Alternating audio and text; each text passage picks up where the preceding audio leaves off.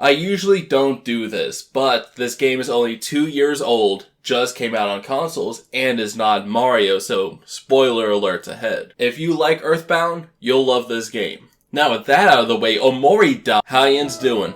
I was trying to play Earthbound, but dyslexia is a thing, so I got Omori instead. The game starts off with a promise, and I'm introduced to white space. Yeah, that's pretty accurate. I play as Omori, a quiet kid who doesn't show any emotions. I get a knife and meet my friends Aubrey, Kel, and Hiro. We go to the playground and my sister Mari and Basil are there having a picnic. Basil shows us his photo album which holds some cherished memories, and I play a quick game of hide and seek. Oh no, the big bad boss kidnaps Basil and I'm introduced to the fighting mechanic. It's your typical turnstile RPG, but the layout is very nice, with the enemy front and center and your characters being off in the corners. I almost kill boss when he decides, now would be a good time to kill the entire team. And that's exactly what he does. Everyone becomes toast except Omori, because he will always survive a killing attack. So it's good to know that Omori did not succumb. I defeat boss, Basil forgives him and we go to Basil's house. On the way, I learn more about the combat system. Each character can have an emotion, happy, sad, or angry put upon them that will give them different buffs, like a stronger attack or a higher defense. It does have the typical RPG triangle, with some emotions being stronger than others. There is also teamwork. Each time you take damage, you receive teamwork, which you can use to pass the baton to another character for them to attack, and sometimes have an additive bonus like healing them a little bit. If you save up the max amount of teamwork, you can use an ultimate attack. Basil finds a photo on the ground that wasn't in his collection and it depicts Mario. And I'm back at the white space with only one way to leave. Turns out that was all a dream, and you, the player named Sunny, wakes up to your mom leaving a voicemail telling you that she is a bad parent and that you're moving in 3 days. You're hungry, so you decide to go downstairs and have a panic attack along the way. That was pretty scary. Sunny then eats a well-done steak. That's even scarier. I go back to sleep, now equipped with a hangman puzzle and a mission to find Basil. I can't find crap. Basil is nowhere in or around his house, so I go to space and meet Space ex-boyfriend, who needs a mixtape that he threw away in order to feel better. So I go to the junkyard to find it, and it's here I learn about tagouts. You can switch the party leader to any character, and each of them has an ability to clear obstacles out of the way, such as Aubrey can hit things, Kel can hit things from a distance, and Hiro can hit on things. I find the mixtape and the game crashes. I don't think that's how you deal with viruses. I get the mixtape and save the planet Pluto, like the actual planet Pluto, from the space pirates. I go back to Space ex-boyfriend and the mixtape is not helping at all. He is attacking me. I almost find Basil until I don't, and it's the start of the 3 days. Some guy is knocking at my door. It's like 8 in the morning, can't they wait? It's Kel, my childhood friend. Oh, he looks a lot older than in my dreams. We go to get Hiro a gift since he's coming home from college tomorrow, and oh hey, Basil's here. Oh dude, I've been looking for you in my dreams. Basil is getting jumped by the local scooter gang led by Aubrey, who reveals that I've just been staying in my room for the past 4 years. That explains a lot.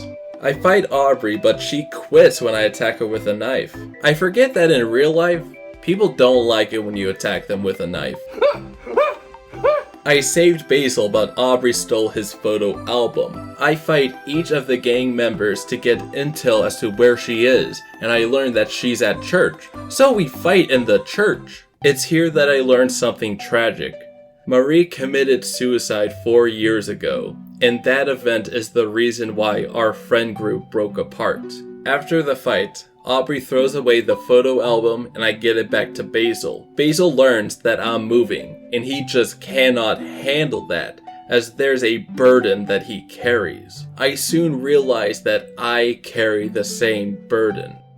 But forget that, I'm scared of spiders. And it's back to the dream world. I steal front row tickets from these sprout moles, go through a forest of spiders, and almost die. So it's good to know that Omori did not succumb. I made it to a bachelorette show with front row tickets, and the bachelorette, sweetheart, is the most obnoxious person I've ever met. She wants to marry Hiro, he rejects her, and I'm thrown into a dungeon. Ah, true love. I escape the dungeon and fight Sir Maximus and his son. And his son. And that bitch, Sweetheart! Space ex-boyfriend comes back and marries Sweetheart, and now there's a hole in the ground. So of course, I jump into it. I entered the Lost Library, which contains all of Sunny's memories about how he just hates the violin. But I almost find Basil. Back in the real world, Basil's being a bitch, but things escalated very quickly and I almost drowned. Thankfully, Hiro did return and saved the day. We take Basil home and I have a sleepover with Kel and Hiro. Back in the dream world, everyone's gone because they all got tricked into signing contracts and got jobs working at the last resort. I get Aubrey and Kel to Mr. Jossum. They quit and he surprisingly lets them go. But he wants to keep Hiro, so Hiro quits and a boss battle starts. And it's surprisingly easy. Until Pluto comes around and attempts to destroy everything in his path. I find a whale named Humphrey and he vores me. And I willingly let that happen. There are 3 paths to go down that are science related. One of biology, one of chemistry, and the worst of them all, one of engineering. At the end of each path is that bitch Sweetheart trying to make her perfect soulmate, and each time rejecting a perfect recreation of herself. Sweetheart owes them a lot of money, but she can't pay it, so now I have to fight the slime girls. With that fight over, now Humphrey is hungry, and he starts to eat me, the horror, the pain I can never satisfy. Oh hey, a uvula. I completed the hangman puzzle and I'm able to enter the black space. There are many doors, each one holding a different horror as Omori descends deeper into madness till he takes the throne and I wake up. There is one day until I move and Aubrey is in trouble. So I break into her house. Aubrey apologizes and we're all good friends again. We fix Basil's photo album and visit the old treehouse we used to hang at. Basil is not feeling too good, so we stay at his house for the night, and it's here that I finally learn the truth. When you go to sleep, you go on a twisted journey picking up photos not taken with a camera, but of someone's memories of an event. That being Murray's death. Everyone believes that Murray killed herself, but that never happened. You killed Marie. You were fighting her. You kept arguing and arguing until it got physical. You push her down the stairs and she dies on impact. Not wanting to lose you two, Basil helps you frame her death as a suicide. But now you both have to live with this burden every day. That is what these somethings that you've been fighting are.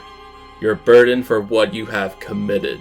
I wake up and I go to save Basil, but end up hurting each other in the process, knocking ourselves out. In the dream world one last time, you get a violin, and by visiting memories that you've had with your friends, you fix it. You confront who has been putting this burden on yourself. Your alter ego Omori.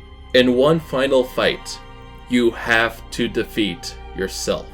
But it's bad to know that Omori will not succumb. You get defeated, and you're faced with a dilemma.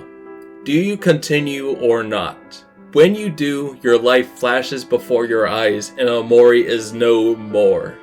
You learn to forgive yourself and are free of your burdens. You go to the room that Basil is in with all of your friends. You tell them the truth, and that's the end of the game. Oh, I get it!